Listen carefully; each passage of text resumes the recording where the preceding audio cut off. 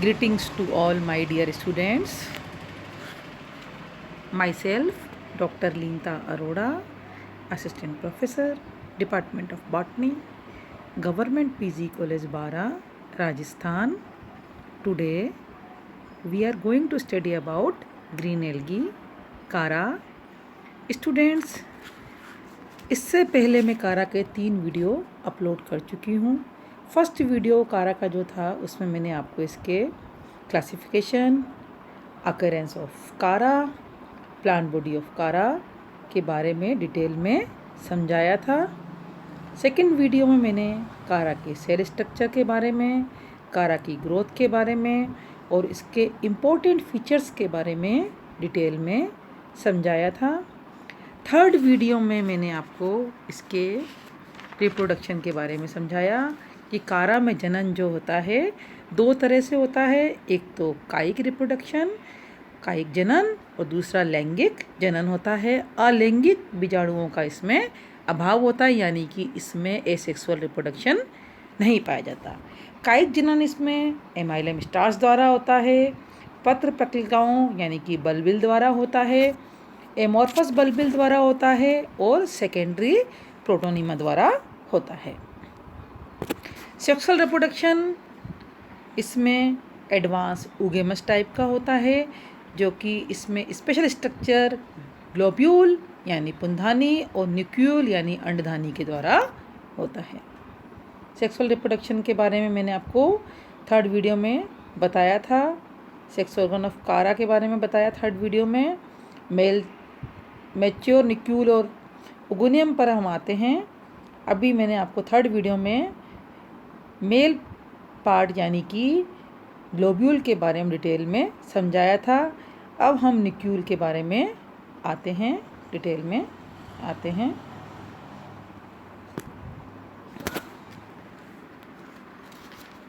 Structure of mature nucleole और oogonium. Oogonium का structure. The nucleole of Cara is oval with a short stalk. Like globule, it is also developed at the node of primary laterals, just above the globule in homothelic species. कारा की अंडधानी अथवा न्यूक्लियोल एक macroscopic यानी कि स्थूलदर्शी अंडाकार संरचना है जो कि नेकेड आई से क्लियर दिखाई देती है. यह सीमित वृद्धि की शाखाओं की परसंधियों पर एक सूक्ष्म ग्रंथ द्वारा संलग्न रहती है. समजालिक अथवा उभयलिंगाश्रयी जातियों में ये पुंधानी के ठीक ऊपर स्थित होती है.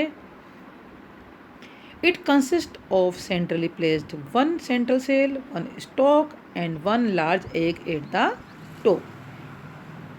कारा की परिपक्व अंडधानी में केवल एक बड़ा अंडाकार दीर्घवृत्तीय अंड होता है. The entire structure is covered from the base by 5 spirally twisted tube cells, except at the apex, where they form a crown made up of 5 corona cells. कारा की परिपक्व अंडधानी में केवल एक बड़ा अंडाकार दीर्घवृत्तीय अंड होता है. यह 5 लंबी नलिकाकार कोशिकाओं से निर्मित आवरण से ढका होता है. ये आच्छादित कोशिकाएं अंड के चारों ओर क्लॉकवाइज में 2 अथवा अधिक बार कुंडलित होती हैं. इस प्रकार अंडधानी के शीर्ष पर 5 छोटी कोशिकाओं की टोपी का निर्माण होता है, जिसे कि हम कोरोना कहते हैं. The jacket of nucleole shows similarity with the neck cells of Archegonium of bryophytes. अंडधानी में आवरण की उपस्थिति इस शैवाल का एक प्रगत व लाक्षणिक गुण है. इसके आवरण की तुलना ब्रायोफाइट समूह की स्त्रीधानी के जैकेट से की जा सकती है. ब्रायोफाइट के जो आर्किगोनियम में जैकेट होता है उससे इसकी तुलना की जा सकती है. अब ये डेवलपमेंट ऑफ ओगोनियम दिखा रखा है बच्चों. ओगोनियल इनिशियल, इससे कैसे ओगोनियम का डेवलपमेंट हुआ.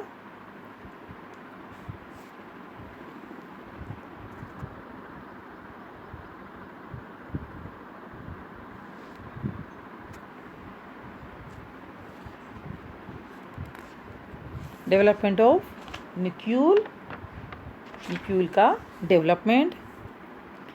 The ogonial initial is developed from the peripheral node cell of the primary laterals. The ogonial initial is developed from the peripheral nodal cells of the primary laterals. अंडधानी का विकास पुंधानी के आधार पर स्थित आधारी पर्वसंधि कोशिका basal nodal cell से उत्पन्न संतति कोशिका से होता है. स्टूडेंट्स, इस बात का ध्यान रखना है आपको कि अंडधानी का विकास या डेवलपमेंट कैसे होता है. पुंधानी के आधार पर स्थित आधारीय पर्व कोशिका बेसल नोडल सेल से व्युत्पन्न संतति कोशिका से होता है. The oogonial initial cell undergoes two transfer division, thus forming a 3-cell stage. The lowermost is the pedicel cell, middle one is the nodal cell, and uppermost one represent the ogonial mother cell. The pedicel cell remain undivided and form stalk of the nucleus. Oogonial initial अंडधानी प्रारंभिक 2 अनुप्रस्थ विभाजनों द्वारा 3 कोशिकाओं का एक सूक्ष्म तंतु बनाती है. यानी कि ओगोनियल इनिशियल में 2 ट्रांसफर डिवीजन होंगे और उसके बाद ये 3 कोशिकाओं का एक सूक्ष्म तंतु का डेवलपमेंट करती है. इस तंतु की शिखाग्र कोशिका ओगोनियल मदर सेल के रूप में कार्य करती है, जबकि मध्य कोशिका आच्छाद प्रारंभिक यानी कि शीत इनिशियल के रूप में कार्य करती है. आधारी कोशिका में कोई विभाजन नहीं होता है. ये दीर्घित होकर अंडधानी का व्रंत बनाती है. क्या हुआ स्टूडेंट्स? बेसल नोडल सेल है, उससे किसका डेवलपमेंट हुआ? ओगोनियल इनिशियल. ओगोनियल इनिशियल में 2 ट्रांसफर डिवीजन हुए जिससे कि 3 कोशिकाओं का एक सूक्ष्म तंतु बन गया. इस तंतु की शिखाग्र कोशिका क्या बनाती है? अंडधानी मातृ कोशिका ओगोनियल मदर सेल के रूप में कार्य करती है, जबकि मिडल सेल जो होती है, मध्य कोशिका जो होती है इसकी, ये आच्छाद प्रारंभिक शीत इनिशियल के रूप में कार्य करती है. आधारी कोशिका जो बेसल सेल होती है उसमें कोई भी विभाजन या डिवीजन नहीं होता है. यह दीर्घित होकर अंडधानी का व्रंत बनाती है.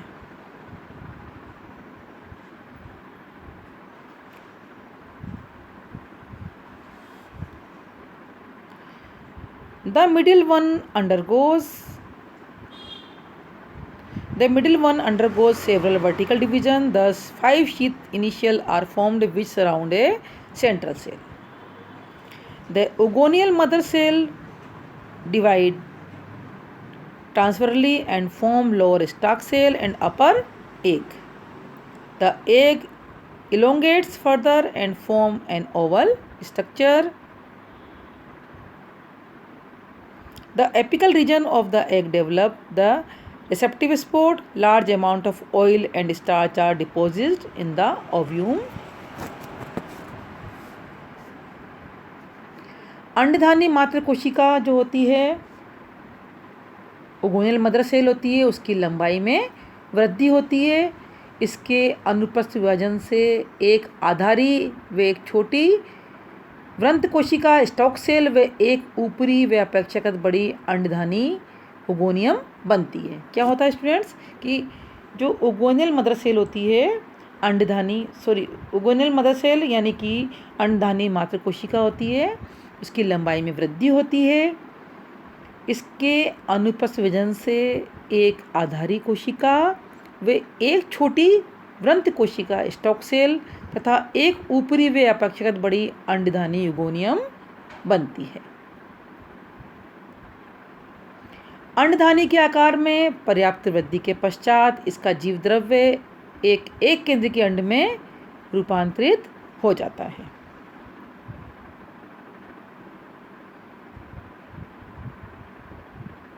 The sheath initial elongate further and divide transverally into upper small cells, the corona cells, which form a crown-like structure at the top of ogonium, and the lower 5 cells form the tube cells. The tube cell elongate and become spirally twisted in the clockwise direction. outside the oogoneum giving protection to the egg.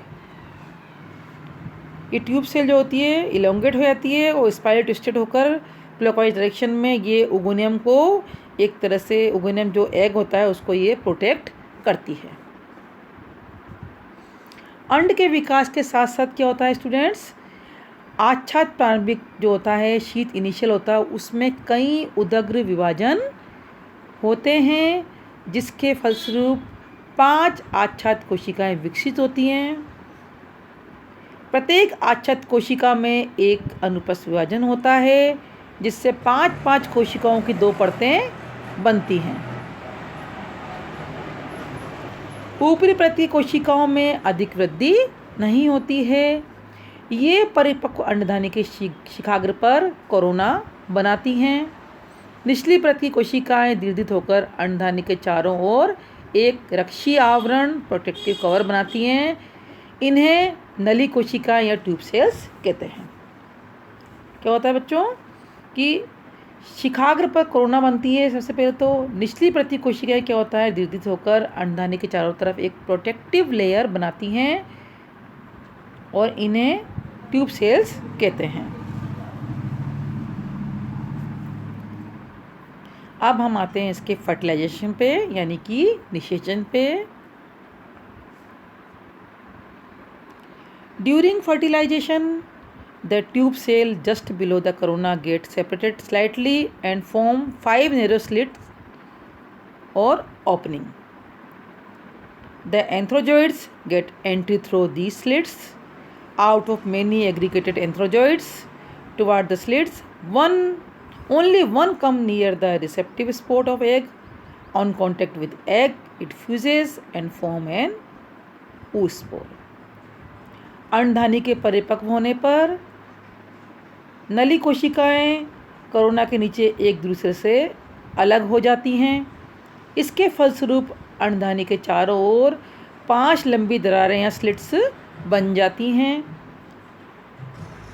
लगभग इसी समय अंडधानी के शिखाग्र का भी जिलेटिनीकरण हो जाता है। अंडधानी में उपयुक्त दरारों द्वारा पुमणु तैरते हुए अंडधानी में प्रवेश करते हैं। बहुत सारे पुमणु जो होते हैं एंथ्रोजोइड्स होते हैं इसके अंदर प्रवेश करने की कोशिश करते हैं। इसमें से सिर्फ एक पुमणु जो होता है वो अंदर प्रवेश होने में सफल हो पाता है। फिर ये ऑन कॉन्टैक्ट विद एग्स ये एग से कॉन्टैक्ट करके फ्यूज जाता है और oospore का निर्माण करता है। अंड व पुमणु के केंद्रकों में संयोजन से निषिटकांड या oospore का निर्माण होता है।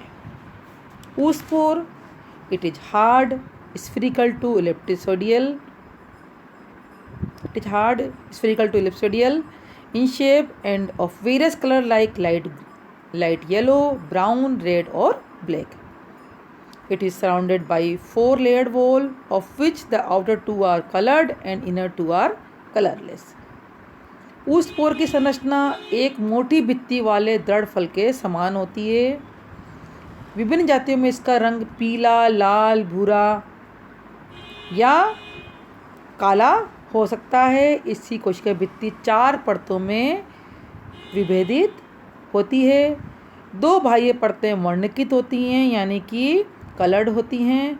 2 भीतरी परतें रंगहीन होती हैं यानी कि कलरलेस होती हैं।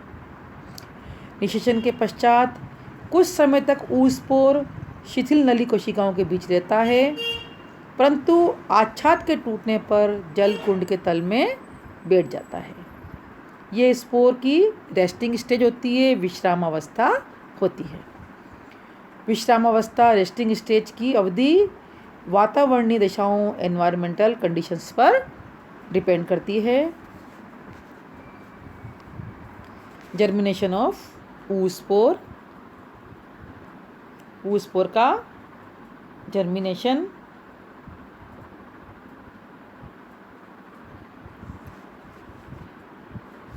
During germination, the nucleus of oospore migrates toward the upper region. The nucleus then undergoes meiotic division to form 4 haploid nuclei. The oospore then divide into two unequal cells of which the upper lenticular cell contain one nucleus and lower basal cell contain three nuclei. The nuclei of the basal cell gradually degenerate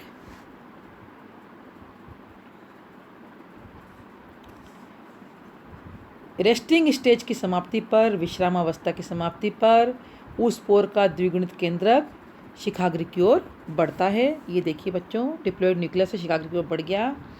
इसमें reduction division से, अर्धसूत्रण से 4 अगुणित केंद्रक बनते हैं। ये 4 अगुणित केंद्रक बन गए स्टूडेंट्स, दिख रहे हैं आपको।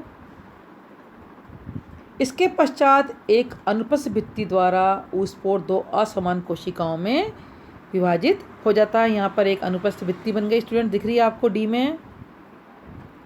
इसके शिखाग्र की ओर स्थित छोटी मस्कुकार कोशिका में केवल एक अगुणित केंद्रक होता है, यानी कि लेंटिकुलर सेल जो होती है उसमें केवल एक अगुणित केंद्रक स्टूडेंट आपको दिख रहा है यहाँ पे, जबकि आधारी बड़ी कोशिका में 3 अगुणित केंद्रक होते हैं। नीचे आपको बेसल सेल दिख रही है जिसमें कि आपको 3 अगुणित केंद्रक दिख रहे हैं। ऊपरी लेंटिकुलर सेल में एक उदग्र विभाजन होता है जिससे ये राइजोइडल इनिशियल तथा प्रोटोनिमल इनिशियल में विभेदित हो जाती है। ऊपर वाले लेंटिकुलर सेल में डिवीजन होता है जिससे कि ये मूलाभासी प्रारंभिक तथा प्रथम तंतुक प्रारंभिक में डिवाइड हो जाती है। ई में आपको क्लियर नजर आ रहा है, राइजोइडल इनिशियल और प्रोटोनिमल इनिशियल।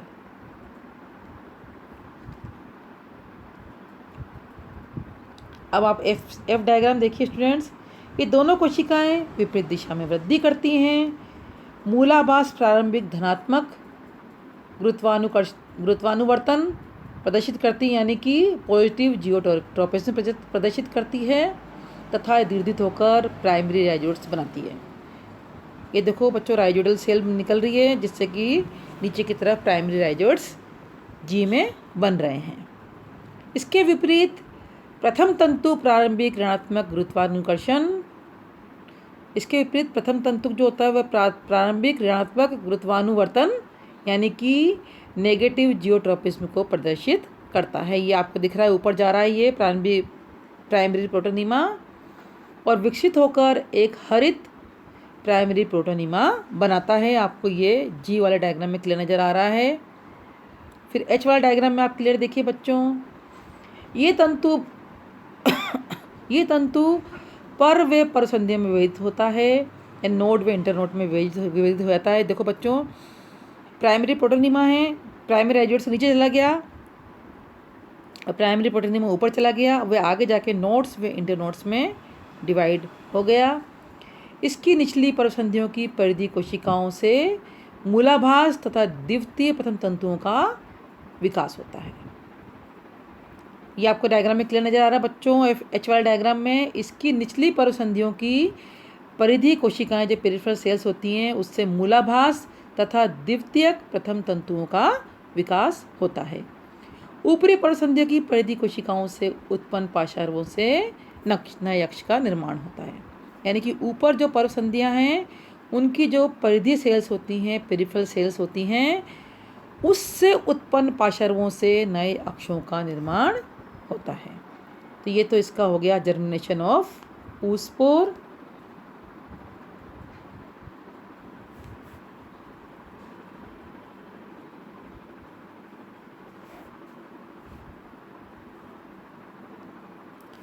अब हम इसके लाइफ साइकिल ऑफ कारा पे आते हैं। कारा का जीवन चक्र। कारा का पादप अगुणित होता है। इसमें द्विगुणित अवस्था केवल निश्चितान के रूप में पाई जाती है, oospore के रूप में पाई जाती है। oospore के अंकुरण के समय द्विगुणित केंद्रक में अर्धसूत्री विभाजन होता है जिसके फलस्वरूप अगुणित अवस्था पुनः प्राप्त होती है। इस तरह कारा का पादप क्या होता है बच्चों? अगुणित होता है। कैसा होता है बच्चों? अगुणित होता है, हैप्लॉइड होता है। इसमें डिप्लॉयड अवस्था केवल oospore में पाई जाती है। oospore के अंकुरण के समय द्विगुणित केंद्रक में अर्धसूत्री विभाजन होते हैं, म्यूटिक डिवीजन होते हैं जिसके फलस्वरूप पुनः अगुणित अवस्था प्राप्त हो जाती है। अतः कारा के जीवन चक्र में अगुणित प्रावस्था प्रधान होती है। अब अपन इसकी लाइफ साइकिल पे आते हैं स्टूडेंट्स। तो कारा में जनन जो होता है वेजिटेटिव रिप्रोडक्शन द्वारा होता है और सेक्सुअल रिप्रोडक्शन द्वारा होता है। एसेक्सुअल स्पोर्स का इसमें अभाव होता है। Vegetative reproduction by amylum stars, by bulbil, by amorphous bulbil and by secondary protonema. Students, इसमें वेजिटेटिव रिप्रोडक्शन जो होता है, कायिक जनन होता है, वो 4 विधियों से होता है। First amylum star, second bulbils, third amorphous bulbils, fourth secondary protonema. Sexual reproduction इसमें लोब्यूल और निक्यूल के द्वारा होता है। मेल व फीमेल सेक्स ऑर्गन जो होते हैं इनको हम क्या बोलते हैं कारा के अंदर? Globule and nucule. दोनों एक्स होते हैं, हैप्लॉइड होते हैं ग्लोब्यूल और निक्लोइड। ग्लोब्यूल और निक्लोइड, ग्लोब्यूल से एंथ्रोजॉइड्स बनते हैं, निक्यूल से एग का डेवलपमेंट होता है। दोनों में फर्टिलाइजेशन होता है और उसके बाद ऊस्पोर या जाइगोट का डेवलपमेंट होता है। ऊस्पोर या जाइगोट 2x होता है यानी कि डिप्लॉइड होता है। उसमें मियोटिक डिवीजन होता है और उससे प्रोटोनिमा का डेवलपमेंट होकर कारा प्लांट का डेवलपमेंट होता है। तो ये है कारा की लाइफ साइकिल बच्चों जी, ये कारा का जीवन चक्र। बच्चों, आज कारा का ये टॉपिक पूरा कंप्लीट हो चुका है। मुझे आशा है आप बच्चों को ये लेक्चर पसंद आया होगा। थैंक यू सो मच बच्चों। Have a nice day. Thanks.